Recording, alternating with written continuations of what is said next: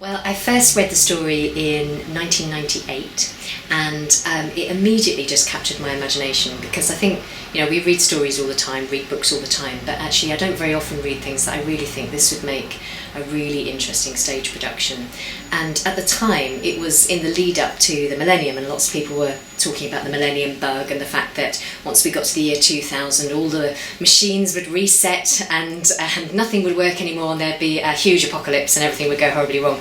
And of course, none of that did happen, but there was lots of panic about it in those days. And at the time, I thought, it'd be just an interesting piece. The machine stops, all that kind of reliance on technology. It'd just be interesting to do it at that time. But as the years have gone on, and we have kind of developed into the future that we now have, where we're so much more reliant on technology. Technology is in everyone's homes. There is a sense that we're both connected and isolated from each other through the increasing use of technology, that the story just becomes more and more interesting.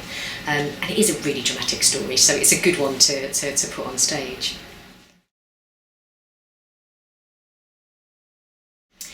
Well, I talked to a couple of writers, but I decided to work with Neil Duffield, who is a playwright I've worked a lot with before, and who's done a lot of adaptations of books before, and I knew that he would come up with an interesting approach to it, but also would have respect for E.m. Forster's voice as well, kind of within it. So we worked on it together. Very much the form of the piece was something that we jointly found, because over time, although there's only really two characters in the story, Vashti and her son Kuno, the character kind of the machine and the dominance of it means that it's something that needs to be given its own sort of manifestation on stage. So it was the kind of process of working how we put all that together and made that work in the right form, because all the time you're trying to find the form that most suits the content of what you're telling. We kind of did together.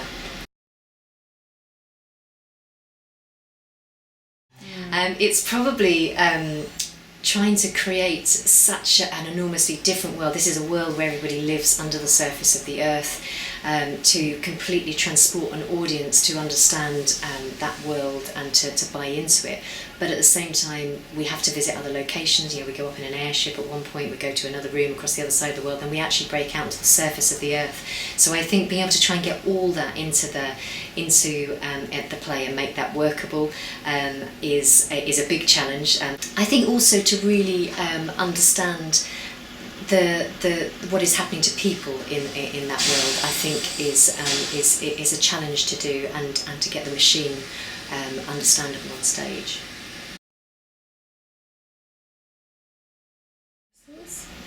Well, because it's such a physical piece, a lot of it will be working on movement.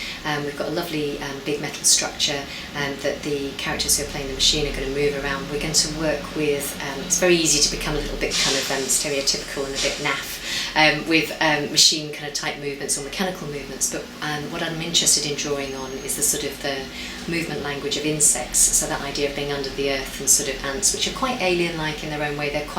They're sort of the least human of most of the kind of creatures on Earth, and using that kind of language to inform how they behave and how they move. So we'll be doing a lot of that playing. I like actors to come with their own ideas and to be playful and to try things on stage and to explore how we make that world kind of happen. I'm not the kind of director that wants to tell everybody exactly how they move in every way and which bit of the set they stand on. So I think there will be a lot of that, and a lot of building and getting our heads right into what it would mean to be in that world and how that might affect us physically. So for the humans within the piece as well, what it's like if you are that isolated. What does then direct contact mean if you are so on your own most of the time?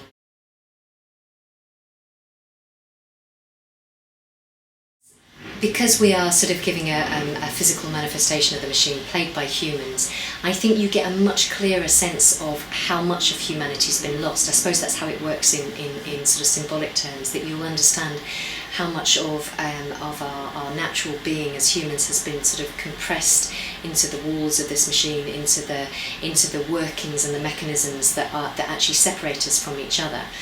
So I think you'll get much more of that within it, and I think you'll really identify quite strongly with the character of Kuno, who is the one who tries to break out of it all.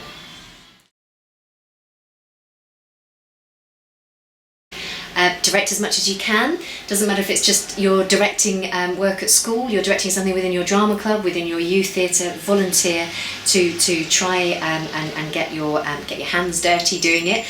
There's definitely no substitute for that. But also just see as much as you can, even if you think it's a piece of work that you're not quite sure sounds that interesting to you.